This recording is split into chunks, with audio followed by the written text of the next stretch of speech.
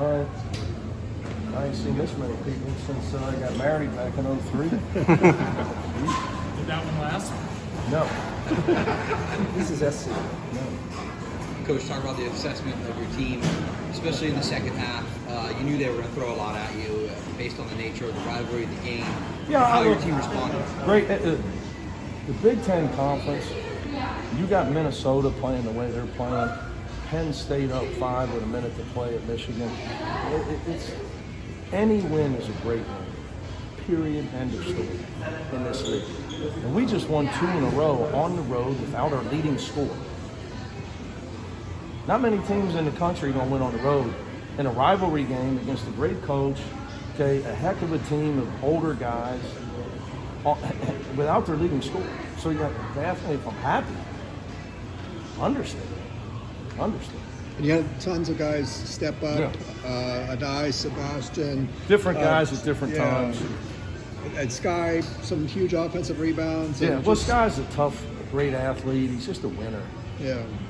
Sky's just he's brought something to our pro. He's a smart player, but Sky Clark's brought something to our program that we didn't have last year. We lost with Dave Singleton. By the way, Dave said we got to get the win for him. So Dave's a loyal Bruin. Sky's brought that. We didn't have that last year. Kobe's brought it, and Sky's brought it. So. But Eric Daly hit a big 3. I mean, that's who we are. Tyler being out obviously changes us offensively. But then we had to play the last 8 minutes with the guy, our point guard, cramped up, can't come back in. He's in full body cramps. So now we're playing without Dylan and without Tyler on the road in a rivalry game. Teams give, and eventually you start playing well. It's just a great win for us. Sebastian hit a big shot. Was that one? He's got to quit giving up more than he's scoring. My dad used to tell me that too. That was a pretty I was deep. a bad defender. That was a pretty deep 3, obviously. When it left his hands, did you like the shot? Well, it was late clock. So it was late clock. How did you feel about those final 5 minutes after Dylan went out, just offensively especially? I mean, look, they're trapping. They're doing, they're in they're in DEFCON 5, running around trapping us without our main point guard out there, and we staved it off and won. In spite of missing 2 straight, at one point we missed 2 straight front ends of the bonus. So we left 6 of 7 points on the table on a stretch of free throws. Now they kind of gave it back to us. Trent had a freshman mistake and fouled the rebound, which turned out to be a good play because the guy missed them both. But that stretch where I think we had made every free throw up until that point. We were like 16 for 16, and we went on a tear of misses, and that's what really got them back. What did you like from Dylan throughout the game before he got? I thought he, other than getting trapped at half court when I told him it was coming, I thought he did. He did great. He's been playing much better, and that's why we're winning. It's not coaching. I can promise. You had a 12-point lead. Unfortunately, went down to 2, but you guys climbed down. What can you say about the defense in those last minutes? Well, it got down because I think I know Dylan was cramping. They got a layup because he wasn't where he was supposed to be. Eric played probably too many minutes with Tyler out. We didn't have enough time to practice because, as you know, our travel back from Washington, Saturdays a wash, Sundays a glorified walkthrough. So I was scared to play too small against them because they're rebounding. So I wanted to play Will and Adai together, but we didn't have time to practice what we were going to do offensively with that lineup. So I played Eric too long, and that hurt our defense. For that, you get tired, your brain goes to mush. But again, you got to give the other two the credit. How close was Tyler to playing tonight? I didn't like what I saw at shoot around. He wanted to try to warm up, but he'd have had to come in jumping through the roof because in my mind he wasn't playing after what I saw at 11 o'clock today. You know, Bill Raftery was here, and I said, Raf said, what do you think? And he was out there. I said, well, Raf, he looks like me and you. And that's not a good thing. I'm 53 and Raf's 83. Adai did a nice job in his Yeah, place. you know, look, big thing with a young kid like him is you got to keep. I had to have the players say it to him. He missed a few early, and then he didn't want to shoot. And I said, hey, dude, your team. I said, you got to tell him what you want him to do. I'm making them tell him in the timeouts. Just keep shooting. Keep shooting. We need you. That's what they know. He's a scorer because they see him every day in practice. You know, but. You know, he's a young kid and he hadn't been in that type of role of taking a lot of shots. So I needed his teammates to tell him, you know, when you get it, just go up, keep going up.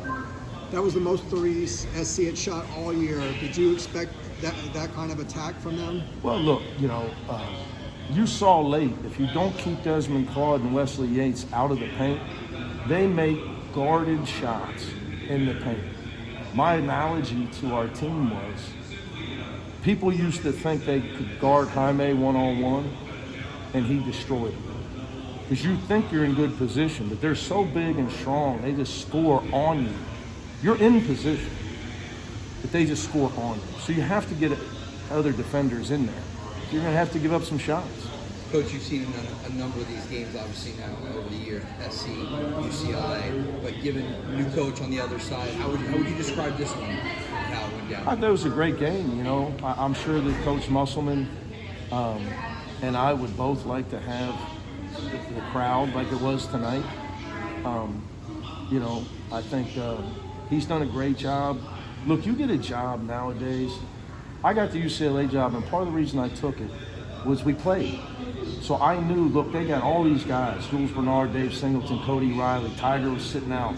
They signed Jaime, who I tried to recruit. Everybody was back. I signed nobody. I got the UCLA job and didn't sign a player. Nobody transferred pre-portal. Coach Musselman gets the job and everybody's gone except Harry Hornery, who's smart enough to get a USC degree, or maybe two if he's from a far eye. And I mean, imagine you got to get an entire new team.